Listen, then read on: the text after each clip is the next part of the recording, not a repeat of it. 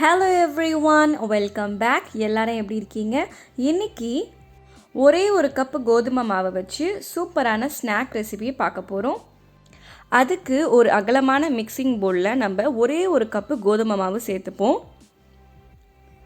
அதுக்கு அடுத்து ஒரு 1/4 கப் அரிசி மாவு போட்டிங்கன்னா நல்ல மொறுமொறுப்பாக நல்ல சூப்பராக கிறிஸ்பியாக இருக்கும்.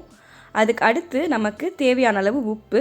இங்கே ஒரே ஒரு டீஸ்பூன் அளவு நான் உப்பு சேர்த்துக்கிறேன். ஒரு டீஸ்பூன் அளவு ஒரு கப்பு கோதுமை மாவுக்கு சரியாக இருந்துச்சு. நெக்ஸ்ட்டு பார்த்திங்கன்னா நம்ம சீரகம், ஒரு டீஸ்பூன் அளவு சீரகம் சேர்த்துப்போம்.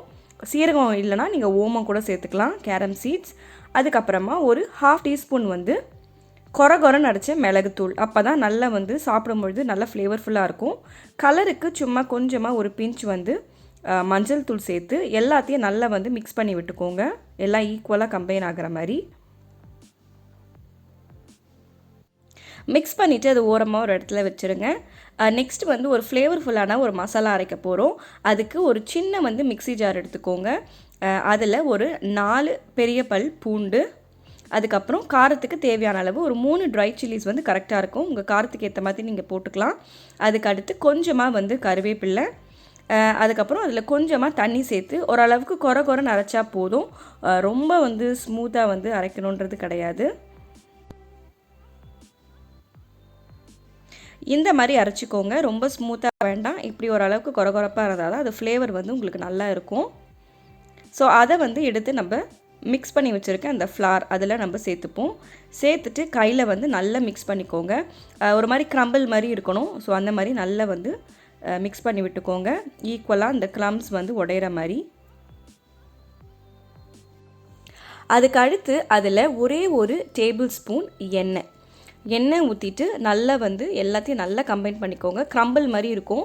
ஸோ அந்த க்ரம்ஸ் எல்லாம் நல்லா உடச்சி விட்டு நல்லா மிக்ஸ் பண்ணிக்கோங்க. அதுக்கப்புறமா தேவையான அளவு தண்ணி ஊற்றி நம்ம சப்பாத்தி மாவு எப்படி பிசையுமோ அதே போல் நம்ம மிக்ஸ் பண்ணிக்கணும். ஸோ கொஞ்சம் கொஞ்சமாக தண்ணி சேர்த்து கேர்ஃபுல்லாக மிக்ஸ் பண்ணுங்கள். நான் அந்த மிக்ஸி ஜார்லேயே தண்ணி ஊற்றி அதை வாஷ் பண்ணி அதையே நான் தண்ணி ஊற்றிக்கிறேன். அந்த மசாலாஸ் வேஸ்ட் பண்ண வேண்டான்னு.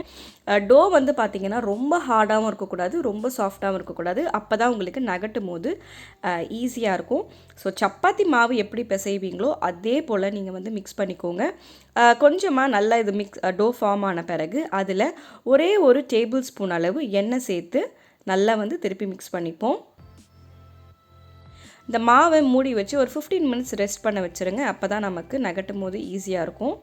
ஒரு 15 மினிட்ஸ் கழித்து இந்த சப்பாத்தி மாதிரி நம்ம நல்லா நகட்டிக்க போகிறோம். இன்கேஸ் உங்களுக்கு சப்பாத்தி கட்டையில் மாவு ஒட்டுதுன்னா நீங்கள் எவ்வளோ வேணாலும் கோதுமை மாவு யூஸ் பண்ணிக்கலாம், ஒன்றும் பிரச்சனை கிடையாது. எவ்வளோ தின்னாக உங்களால் நகட்ட முடியுமோ அவ்வளோ தின்னாக பண்ணுங்கள். அப்போ தான் உங்களுக்கு நல்ல கிறிஸ்பியாக இருக்கும். நான் ஒரு சின்ன பீஸா கட்டரை எடுத்து குட்டி குட்டி ஷேப்ஸாக கட் பண்ணிக்கிறேன். நீங்கள் நைஃப் வச்சு எந்த ஷேப் வேணாலும் நீங்கள் கட் பண்ணிக்கலாம், டிசைர்ட் ஷேப். ஸோ எண்ணெயும் சூடு பண்ண அந்த சைடு வச்சுருங்க.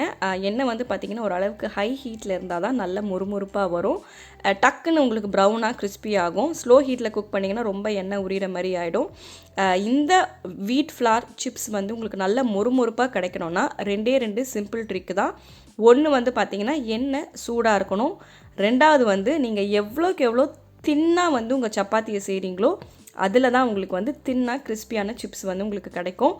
திக்காக இருந்துச்சுன்னா நான் சொன்ன மாதிரி பூரி மாதிரி ஆகிடும், குட்டி குட்டி பூரி மாதிரி. அது நல்லா இருக்காது.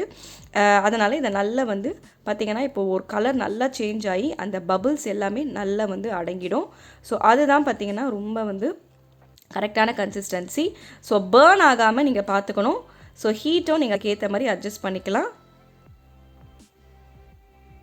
ஸோ இதே போல் நம்ம நகட்டி வச்சுருக்க எல்லா சப்பாத்தி மாவுலையும் இதே மாதிரி நீங்கள் செஞ்சுக்கலாம்.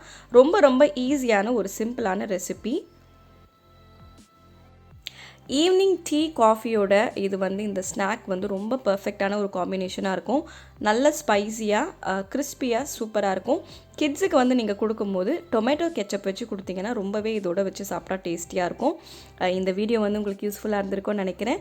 இது வரைக்கும் நம்ம சேனலுக்கு நீங்கள் சப்ஸ்கிரைப் பண்ணலன்னா, இப்போ தான் ஃபஸ்ட் டைம் பார்க்குறீங்கன்னா மறக்காமல் சப்ஸ்கிரைப் பண்ணிடுங்க. பக்கத்தில் இருக்க பெல்லையும் ப்ரெஸ் பண்ணி வச்சுக்கோங்க. வேறு ஒரு புது வீடியோவில் உங்களை வெட்னஸ்டே பார்க்குறேன். தேங்க்யூ ஸோ மச் ஃபார் வாட்சிங். Take care and bye-bye. இது பார்த்திங்கன்னா நம்ம சப்ஸ்கிரைபர் ஒருத்தவங்க நான் ரீசெண்டாக அப்லோட் பண்ணியிருந்தேன். ப்ராக்லி போண்டா ரெசிபியை செஞ்சுருக்காங்க. அந்த ஃபோட்டோ தான் உங்களோட ஷேர் பண்ணுறேன். நீங்கள் ஏதாவது என்னோடய ரெசிபிஸ் ட்ரை பண்ணிங்கன்னா மறக்காமல் என்னோடய இமெயிலுக்கு ஃபோட்டோவை ஷேர் பண்ணுங்கள். எனக்கு ரொம்ப வந்து மோட்டிவேட்டடாக இருக்கும். தேங்க்யூ.